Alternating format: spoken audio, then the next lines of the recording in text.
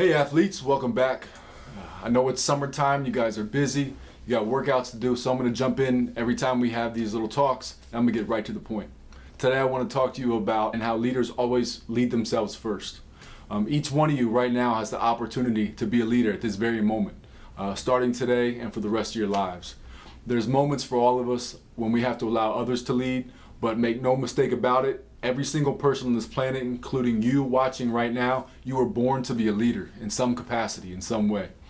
You know, obvious leaders in your life right now would be student council members or student government, heads of school clubs, captains of your team, maybe managers at your part-time job.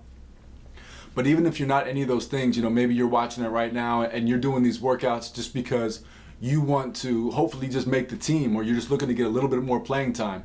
You know, you're still a leader. You still have the capability of being a leader right now in whatever capacity you play on your team or at work and even in your families, because you were put on this earth to lead.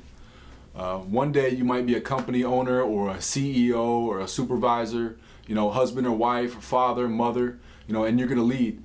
Pretty soon you guys will all be 18 years old, you'll be out of high school, you'll be a graduate, and you'll be responsible for every aspect of your life. And the things that you're responsible for, guess what? You have to lead those things as well. Again, I don't know if you guys saw the interview I did with Coach Rosie on Tuesday, but one of the things I touched on there was I asked him if he'd seen the documentary The Last Dance on the Chicago Bulls and in that last year, their dynasty run. And then when people think of that team, obviously, you know, Michael Jordan is the leader because he's the high scorer, he's the high-profile athlete that everybody knows about. You know, even now, you guys probably watching this you're definitely too young to have been alive and gotten to witness that. But you know about the legacy of Michael Jordan. But within that team, there were all sorts of different leaders. They even touched on Scottie Pippen. Now, he was a leader, but a much quieter, different type of leader. So you don't have to be the most well-known or the most popular or anything like that to be a leader.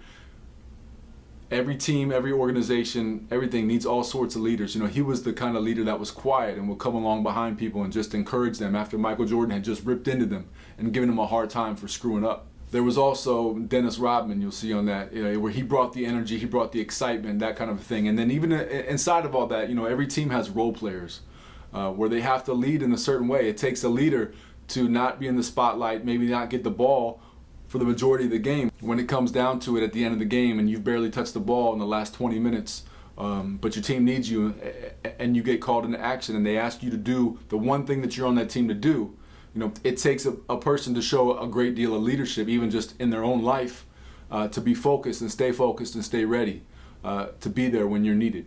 And that really comes down to what my point is of today's lesson.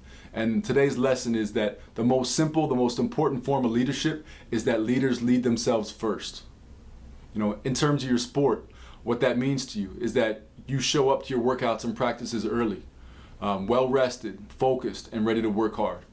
It means that you're putting in additional time outside of your team practices and workouts to consistently improve your skills and even to just your knowledge of your sport. You know, you also should be examining your interactions with your teammates and your coaches to see if you can relate to these people better and communicate with them better. If you're not doing these things, then you don't have the right to think of yourself as a leader.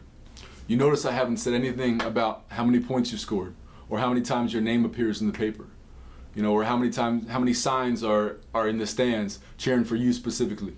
It's not those things that make you a leader. What makes you a leader is, are you prepared?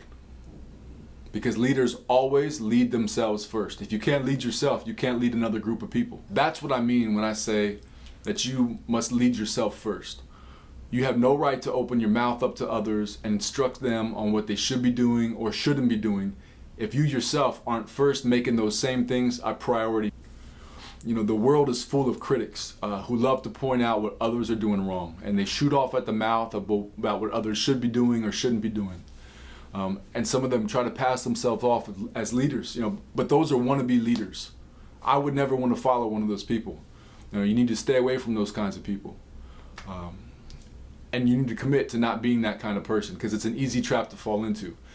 Great leaders look at themselves first. We as leaders, before we even open our mouths to tell anyone else what they should do, we first need to examine our own actions and see if they line up with the things that we're about to say. You're not going to be perfect at this. I'm not perfect at this. Your coaches aren't perfect at this. No one is. But you need to commit to it. And if you commit to it and you stay the course, you're going to grow into being a solid leader. You miss shots, you miss tackles, you miss things in your sports all the time. But almost instinctively and without thinking about that, you learn from those mistakes and you try to correct your mistakes the next time. We should be approaching leadership the same way. You need to learn it, commit to it, and you'll improve at it. Being a great leader is one of those things that you were made to be. So go on out there, commit to it, and become a great leader.